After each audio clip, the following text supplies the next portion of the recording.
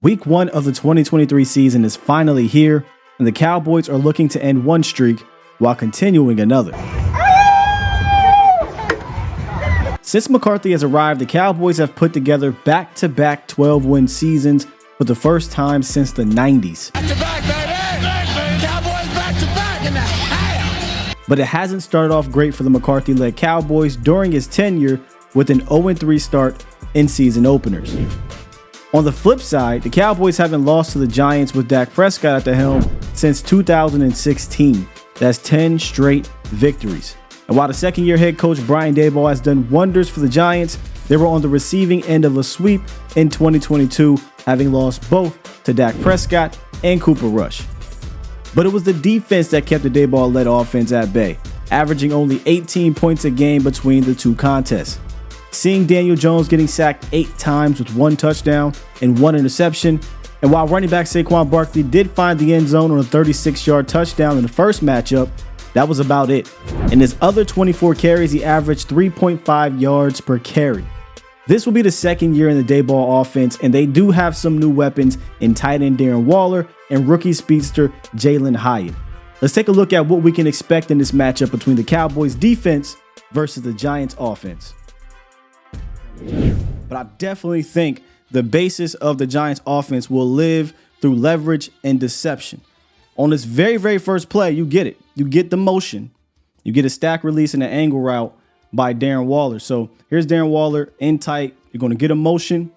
And what I mean by stack release, these guys are going to stack. Darren Waller is going to take his time, push up, and hit this angle route for an easy first down completion. These are some of the easy buttons we talk about as well. They are known for easy buttons. Again, more motion.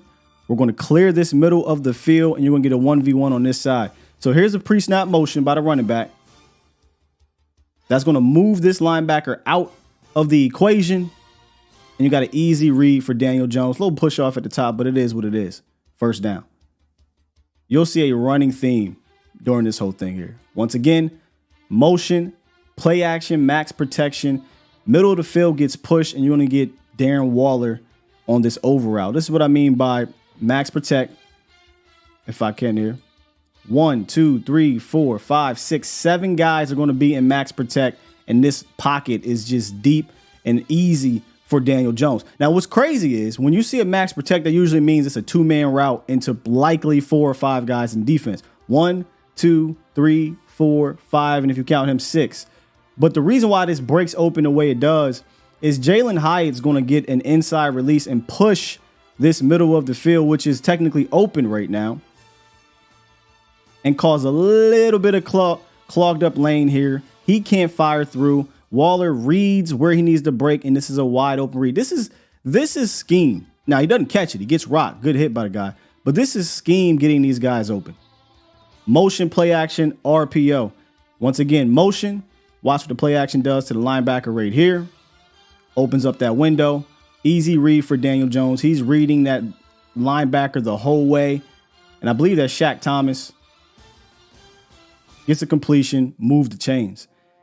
You're going to see a lot of this on Sunday, in my opinion. Now, this is just about finding a mismatch. They start with 2 in the back. Once again, another motion. Daniel Jones is going to read the defense. Watch how they drive these guys out, and you get a one-on-one. I'm going to drive up the seam. I'm going to drive up the seam here, drive up the boundary here, and Daniel Jones is just going to read. What is he going to do? This is Darren Waller also reading. If he's going to play inside leverage, I'll just break on the outside. Easy completion right here. Now you're going to get double motion with a flood concept and a whole bunch of options. They start off here in twins. Both of these tight ends are going to motion on the inside, and this is what makes this scheme difficult if you don't get the pressure. You're going to have a million different things happening right here. You got the tight end coming down the line of scrimmage. The other tight end is going to run to the flat. Got a kind of a weird post seam route here with this wide receiver. And on the backside, while all this is going on, he's just going to run this over. And he's got a ton of options if he really wants to. And this works tremendously in man coverage for an easy first down. Big play. Now, he could run this rock. He could dump it off here to Bellinger, I believe that is. Or he can just be patient Let this backside receiver get open, get the catch for a first down. These are the things that you'll see on Sunday, that you'll see, I think, every single week for the Giants, Daboll and Kafka. Easy completions, play action, boots, play actions, deep dropbacks, max protect. And this one right here specifically is something the Cowboys should definitely be prepared for because they've seen it a few times. Once again, motion, but watch this tight end kind of engage at the beginning of this route. Looks like I'm going to be blocking. That throws off this linebacker. He's going to attack here, right? And just great timing here. Off the play action, he attacks, gets rid of it, slips right out for the easy touchdown. This happened to the Cowboys twice last year against the Giants. Once in the first matchup, here's the tight end here. You're going to get play action. The tight end is going to crash down like he's blocking right here. Boom. Looks like I'm about to be blocking. Everybody's going to react to the play action. And then once there is a play action, now you got scramble drill, right? 1, 2, 3, 4, 5, 6 guys. 6 guys on defense against 2 essentially deep routes. You would think 1 underneath, but that's going to pull 1, 2, 3 different defenders. And you got the tight end slipping on the backside for easy completion. And these are some of the easy buttons, some of the challenges, some of the deceptions that Brian Daboll and Mike Kafka are going to use against the Cowboys' aggressive defense. Now, the key to this, in my opinion, the key to this is all about getting pressure on Daniel Dimes. And that's something the Cowboys did at a high rate last year. I think they sacked Daniel Jones 8 times in those 2 matchups. In this first matchup, they sacked him 5 times and pressured him at one of the highest rates I ever seen. There were some numbers that came out after that game, and I think it was something like this was the highest pressure rate on Monday Night Football in the last 10 years or whatever it was.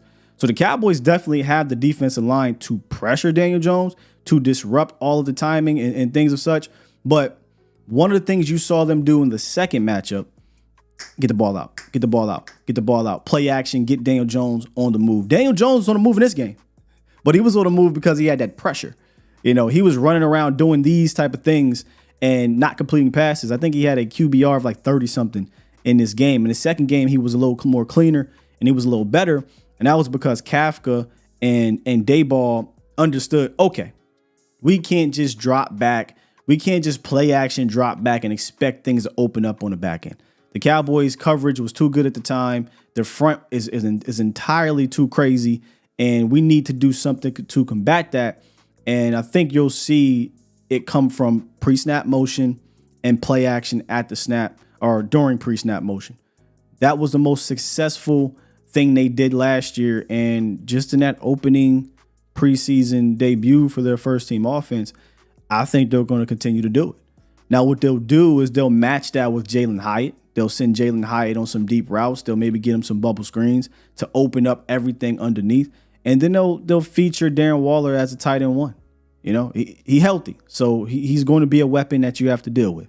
Will he be healthy all season? That's something he hasn't done in his career too much. But in week 1, he is definitely a guy you got to deal with.